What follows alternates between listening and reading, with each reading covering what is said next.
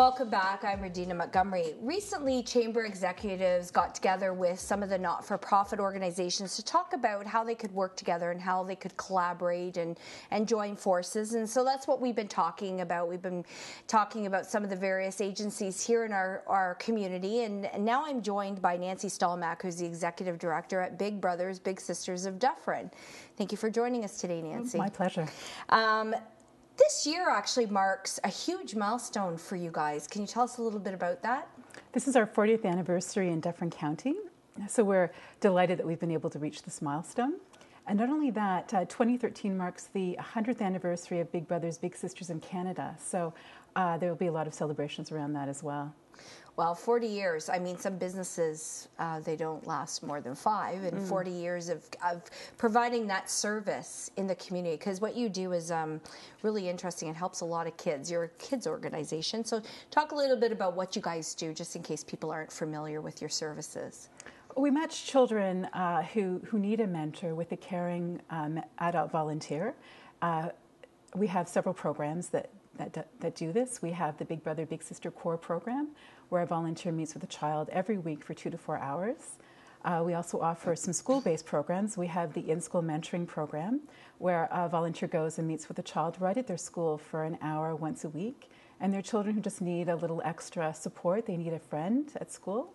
And we also have the Go Girls program, which is a school-based group program for girls in grades 7 and 8 that teaches the girls about active living and healthy eating and healthy relationships. And then finally, we have Big Bunch, which is a group program for children on the waiting list, because sadly we always have a waiting list of about 30 children. So every month we have some activity for them as well. So many kids you have involved in the program, and maybe talk a little bit about how many kids you have on waiting lists. Well, last year in all of our programs we served 263 children. And usually we take some kids off of the waiting list and then we add more. So we usually have about 30 kids on the waiting list in Dufferin County. So how does somebody get involved with a program like this? If somebody's watching this program and they love working with children, what do they do? Well, they can contact our office. Our phone number is 519-941-6431. We also have a website that gives a lot of information, even some videos on how to be a volunteer. And our website is www.bigbrothersbigsisters.ca/Dufferin. And we have a screening process for everyone who wants to be a volunteer with us, but it's a very rewarding thing to do. Now, what are typically, what would be some of the things that you would do if you were a big brother or a big sister? What would you do with your little? Well, we serve kids between the ages 6 up to 16, so it could be all sorts of things that they might do, depending on the interest of the child and the volunteer. So one thing we've heard a lot of lately is kids are really enjoying baking cookies. So it's the simple things that they really like to do. Or they go to hockey games, or they play road hockey, or they do crafts, or go for hikes, or anything at all, really. And it doesn't have to cost money. It's not like you're expecting them to take them to the movies every week or take them. Right. It's not about the money, and we really encourage our matches to have low cost or no cost where possible. So recently, I had a chance to meet a dynamic duo of Kyle and Kobe. So let's take a look at their story. I got into the program because, when I was a kid, I didn't have a younger brother, and I didn't really have a, role model in my life because my father wasn't around. So I found, there's a lot of people there for me, but I want to, help somebody out that was in my shoes. So I got into the Big Brothers program just to really help somebody out. A lot of the time we hang out. Right now we're building a cat house, do a little bit of construction. We play sports. We go bike riding. We go canoeing, kayaking. We do a lot of outdoor stuff, which is really nice. And then kind of just see how it goes, and whatever we feel like doing that day, we kind of do. It makes me feel like a kid again. I don't know, it makes me feel good, and I find when I'm helping him out, it really changes me, and makes me feel good about myself. I'm just honest with him, straight up. Whatever he wants to know, that's I can tell him, and if I've done something, I've had experience in it, I'll give him information or advice on just about anything, life. I would say there's lots of volunteer organizations out there, but you don't really help one person, it just feels like you're just like another number. But when you're in the Big Brothers program, it's you're working one-on-one with somebody, so you really start to see the difference and changes that you can make in somebody.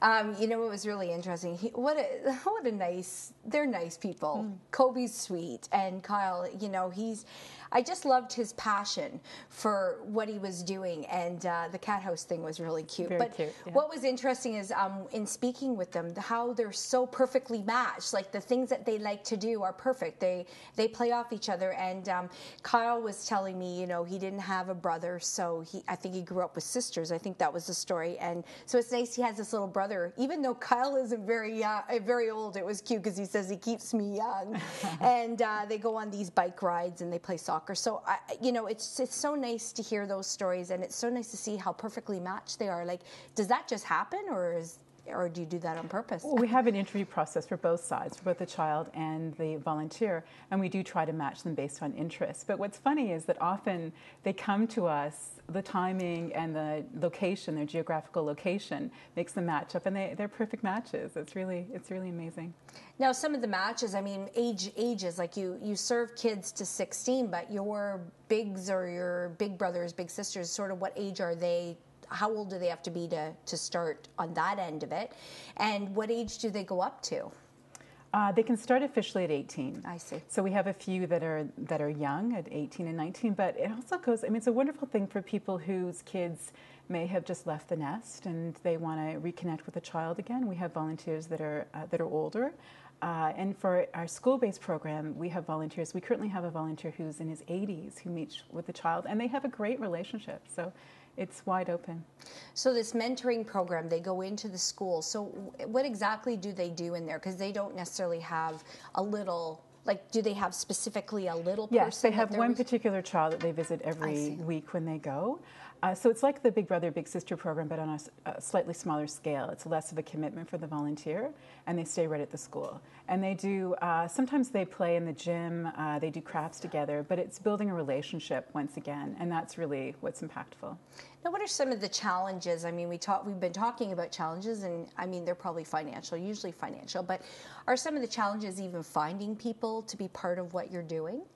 Yes, we could always use more volunteers, especially Big Brothers, all across the county, and then also financial. We don't get regular government funding, so Bowl for Kids' Sake is it's about a third of our budget every year. Oh wow! So we really rely on that, and the community's been very generous. There's small agencies in Canada that haven't been able to keep on going, small Big Brothers, Big Sisters agencies that have had to close, but our agency has kept on going for 40 years, so we're really grateful for that. So we talked about wanting more Big Brothers. What do you think, though, is sort of that hindrance or challenge of not having them? Because it sounds to me, is it just that there's more boys on a waiting list versus girls, or is it just that women tend to step up and do that more than men? Like, what would be the challenge there to have more Big Brothers? Well, it's both those things. We have more demand from boys who want to be matched, and we also have more women willing to volunteer, so that's why the boys are on the waiting list longer. Now, could women mentor or? Sometimes, yeah. Sometimes the boys are looking specifically to have a male role model in their life that they're missing. Now, sometimes these kids, though, aren't necessarily kids who come from not having a mom or not having a dad, though. Is that not correct? Or is it well, typically? For the core program, they're usually, it's a single-parent home for the most part. In some cases, more and more we're seeing family situations where grandparents are raising kids. So then it's a dual-parent family, but once again, they could really use the help of a big brother or big sister. So with the littles, how is that being initiated? Is that the parents coming to you and saying, I think I would like somebody to be a big brother, big sister for my child? How does that work? Most often it's that way. They approach us. Sometimes the child and youth worker at the school will refer them to us. We meet them that way as well. Now, working with the other agencies, is that common? Like, do you guys sort of interlink? Do you work with some of the other agencies? Yeah, there's definitely some partnerships there for sure. And you talked a little bit about the Bowl for Kids. I know I've been out to that program. That's a lot of fun. Yeah, we hope it is. Yeah. And how do businesses get involved in something like that? Well, this year we're having the first weekend in March for 2013, and They can call our office once again at 519-941-6431. We'll also be out and about contacting people. There'll be an insert in the banner all about it, and we really hope to get a great turnout this year. Now, once somebody's been a big brother or big sister to a child and they've maybe outgrown it and now they're 16, are there cases or are there stories where they stay in touch? Like, tell us some of those stories, because I would suspect that if you maybe started with somebody at the age of 6 or 9 and now they're 16, there's a friendship, there's a bond built. For sure. So then what happens after that? There's quite a few of the cases where they stay friends for the rest of their lives. It's like a relationship. It's like a family relationship almost. So. Yeah, and I remember I did an article once on, I forget the names, but there were a big brother and a little brother, and I think the little brother actually was in his wedding. Yes, he was his best man. Yeah, that's Andrea Mitchell. Oh, yeah. that's amazing. It's a beautiful relationship that will last.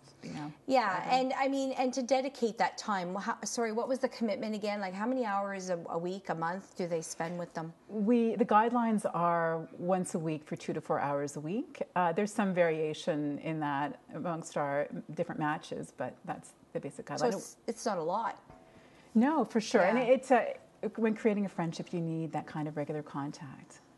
Well, thank you so much, Nancy, for telling us more about it. And again, all the information is available on the screen. The not-for-profit sector is very important. Not only does it employ people, as we talked about, and provide services, it is a greatly needed thing in our community to help build healthy communities. I would like to thank all my guests for being on our show today, and I'd like to thank Rogers TV for this opportunity for the Chamber to bring them here. Don't forget, the Chamber is here to help your business prosper and grow, and be sure to join us on Facebook or follow us on Twitter. And for more information about events and things that we do, make sure to check out our website.